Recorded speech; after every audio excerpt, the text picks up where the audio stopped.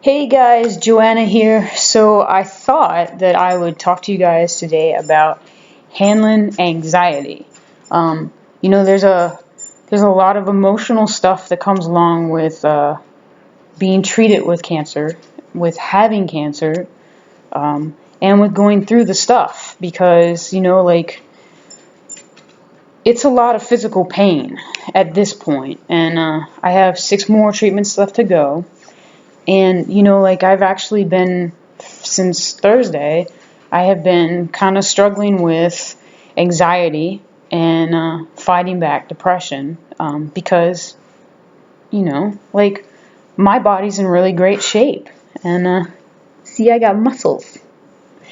I do a lot of things to, really take care of myself. I do a lot of things to really improve my physiology. Physiology meaning like the body that I live in. So like the way that I move, the way that I breathe, all of those things. And a lot of those things right now are being compromised, like the chemo and the radiation, both on their own are a lot. And when you combine them, it's a lot, like I still have my hair and, I just look tired. So, there's not a lot of stuff that you can actually see, but what's happening inside my body is a little outrageous. Not just a little outrageous, but a lot outrageous. I have radiation burns in places that people should never have radiation burns. And I have, fatigue, which I'm so not used to having. And it's not fun being in my body right now. So I have to do stuff to remind myself that I'm still here, this is my body, and that everything's going to be okay. Because the reality is that the anxiety is coming because I still have 6 more treatments, and it's probably going to get worse before it gets better. And then there's 8 weeks worth of recovery time after this.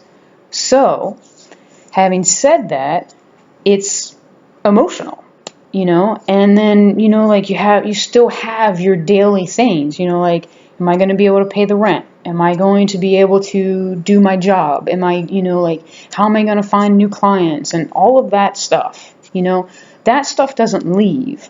It just has to get a little smaller and go back into the corner for a little bit. And then it has to get bigger so I have stuff to do throughout the day. So I'm not constantly thinking about how much I hurt.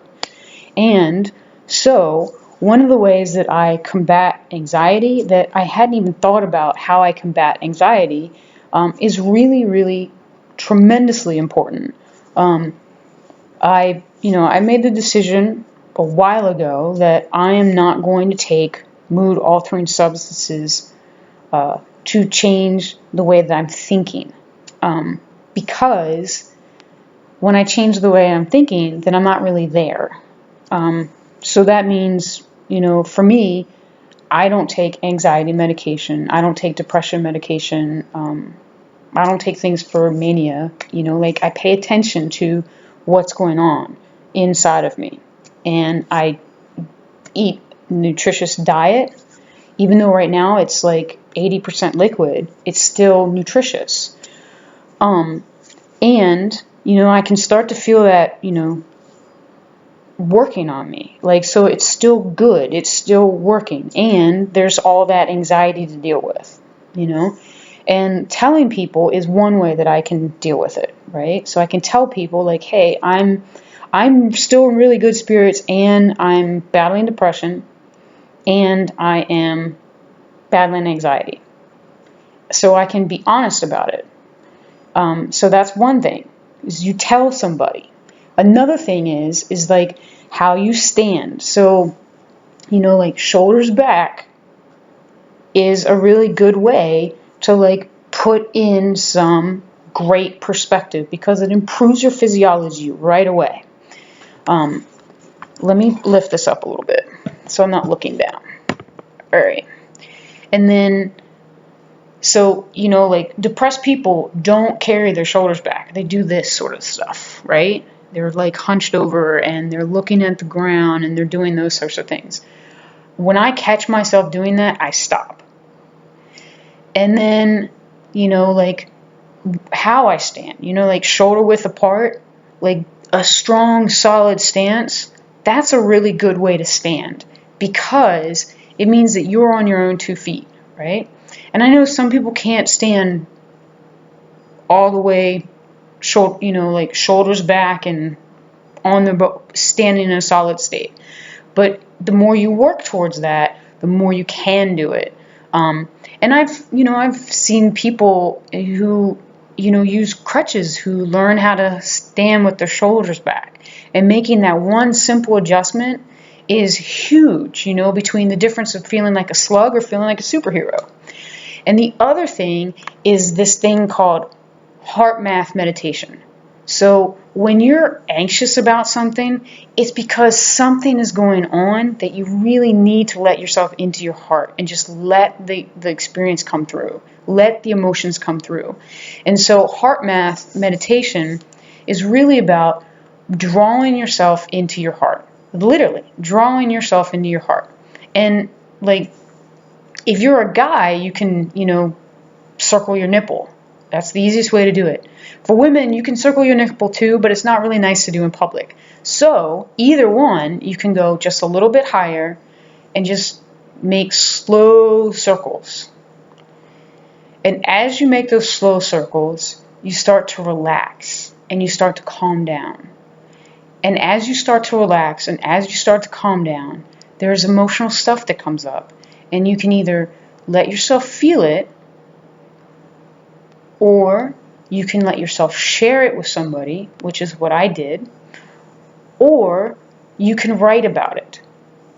Just letting yourself experience the emotions that you're feeling helps to release them. And the reason that you do this is because it's a soothing thing. Like everybody's got a little kid inside of them. Everybody's got a little kid inside of them.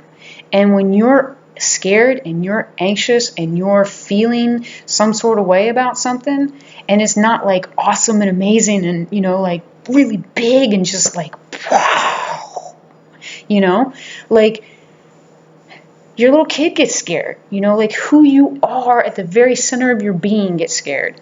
And so just being able to soothe yourself is just so helpful to remove some of that anxiety.